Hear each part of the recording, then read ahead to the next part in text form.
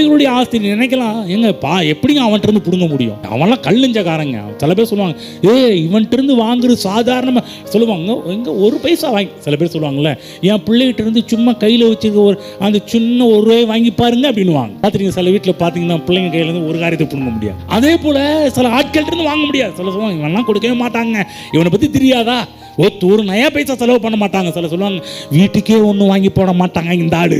அந்த மாதிரிலாம் விற்க பார்த்துருக்கீங்களா? நிறைய பேர்லாம் சான்ஸே கிடையாதுங்க அப்படின்வாங்க. கர்த்தர் பார்க்குறாரு, தேவனுடைய தயவு அங்கே உண்டாகும் போது நீங்கள் உங்களுக்கு விஷன், சரியான விஷன் இருக்கணும், நோக்கம் சரியா இருக்கணும், தரிசனம் சரியா இருக்கணும். கர்த்தர் ஏன் என்னை இந்த உலகத்துக்கு கொண்டு வந்தார், கர்த்தர் ஏன் என்னை ஆசீர்வதிக்கிறார், எனக்கே இப்படிப்பட்ட காரியத்தெல்லாம் பண்றார் என்ற வெளிச்சம் இருக்கிறவங்கள தான் தேடி இதெல்லாம் வருமே வெளியே. சும்மா எல்லாருக்கும் அப்படியே செவிட்டு மணிக்கு வந்து போறது கிடையாது. நோக்கம் யாருக்கு இருக்குது, திட்டம் யாருக்கு இருக்குது, பிளான் யாருக்கு இருக்குது, தரிசனம் யார் உடையவர்களாக இருக்கிறார்கள், யாருக்கு அந்த வாஞ்சி இருக்குது, யாருக்கு அந்த தரிசனம் இருக்குது, யாருக்கு அந்த தாகம் இருக்கிறது. தாகம் உள்ள உண்மையில் கர்த்தர் தண்ணீரை தான் ஊற்றுவேன் இருக்கிறார். எந்த காரியத்தை குறித்து தாகம் வாஞ்சி இருக்குதோ அவர்களுக்கு அந்த காரியம் நிறைவேற்றப்படுகிறது.